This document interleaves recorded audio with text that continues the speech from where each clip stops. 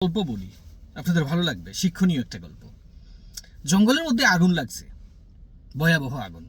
ওই জঙ্গলে একজন ল্যাংড়া আর একজন অন্ধ মানুষ আটকা পড়ছে আগুনের মধ্যে। এখন অন্ধ মানুষটা পথ দেখে যেতে পারতেছে না, আর ল্যাংড়া মানুষটা পা ভাঙা সে যেতে পারে না। বুদ্ধি করে অন্ধ মানুষটা ল্যাংড়া মানুষটাকে তার কাঁধে তুলে নিছে, কারণ তার কাছে চোখ আছে আর অন্ধ মানুষটার পা ঠিক আছে।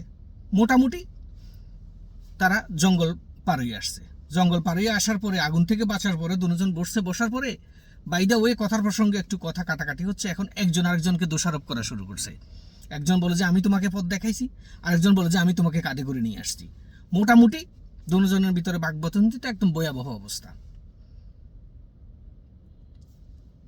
একদম ঝগড়ার চরম পর্যায়ে যাওয়ার পরে এখন একজন আরেকজনকে অভিশাপ দিচ্ছে, গালিগালাজ করতেছে।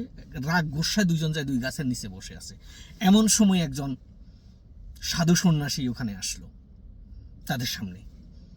এখন সাধু সন্ন্যাসী আসার পরে দুজন বিচার দিচ্ছে।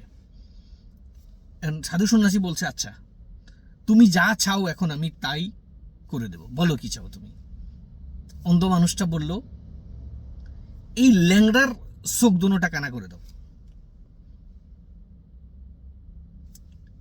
ল্যাংড়াটা বললো হুবহু একই জিনিস, অন্ধর পা ভেঙে দাও, তার পা পঙ্গু করে দাও। অথচ ওরা যদি চাইতো, অন্ধ মানুষটা যদি চাইতো আমার চোখটা ঠিক করে দাও, ল্যাংড়া মানুষটা যদি চাইতো আমার পাটা ঠিক করে দাও, তাহলে দুজনই সুস্থ হয়ে যায়, লাভ দুজনেরই হতো।